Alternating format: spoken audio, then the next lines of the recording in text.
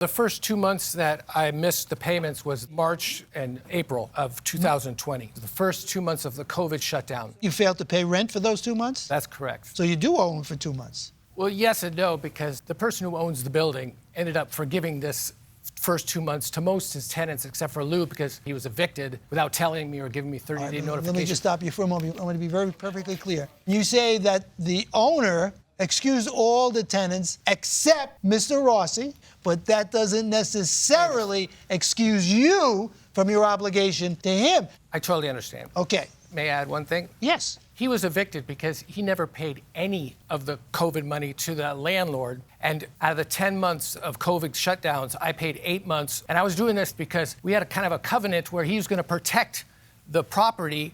So when we come back after COVID, we'll have a place to do our business and continue on. But I found out he hasn't paid 1 cent of COVID to the owner, and that is why he's evicted. And that also jeopardizes my business now. Are you still a tenant there? Yes. At the same place? I am. But the fact is, I am probably going to lose my business. All right, I understand now. I want to go immediately to your counterclaim against Mr. Rossi. You say that he took your security deposit improperly. Yes. That the security deposit is not for him, it's for the owner of the property. That's right. So, Mr. Rossi, what are you doing with his security deposit?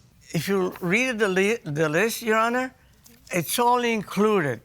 He was subleasing from me. Yes? Did he damage your the property? The owner of the building has nothing to do with our agreement. Did he damage the building in the amount of $2,000? If the premises are not left at the same stage that he got it when he first moved in, yes, those are the security deposit. Yes, so what damages did he do? And it's dirty, painted dark. It was like a light beige. He painted dark blue. I says, nobody can re-rent it. It has to be repainted. So I had 6 painters to come, and he wouldn't let them in. Okay, Mr. Rossi, you were evicted from these premises. You didn't have a right to sublet it anymore. Not yet, Your Honor. If you read my list, I give I'll read your list. I'll read your list. Judge Tawalda. I would like to know what happened on September 8th, Mr. Rossi. From the beginning? Yes. Okay, here's what happened. It's so clear, and it's on all paper, okay? The fight. She wants to know about the fight. Look, it's got police report. When I went to say, Seaman, this is what you owe. And he started swinging at me, and here's the picture. I saw the picture of your arm. Yeah. He hit me. He came in from behind the counter, and came in around the counter, and he started hitting me. And I blocked it like this. He wouldn't listen to anything that I have as a record. And you called the police? I called the police and the paramedics. Were there any arrests? Involved in a verbal and altercation. I cannot.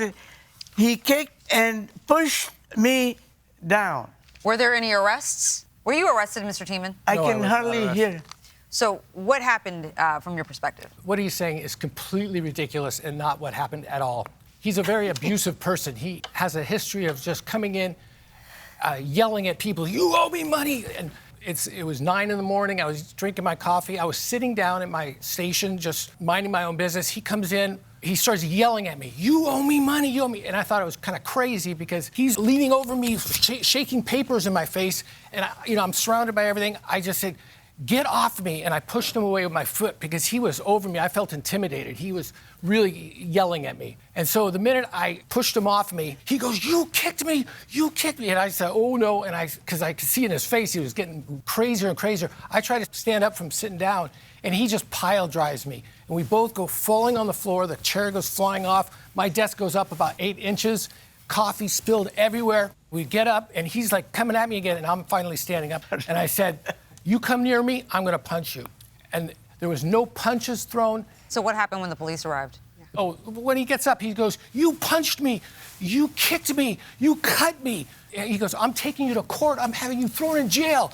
And so sure enough, 30 minutes later, the entire cavalry shows up. I mean, paramedics, police cars. They first talked to him, and he's probably telling this horror story how I beat him up, which was complete false. The police came in and talked to me. They were like, don't worry, don't worry. I'm 58 years old. I've pride myself of never being in one fight in my life.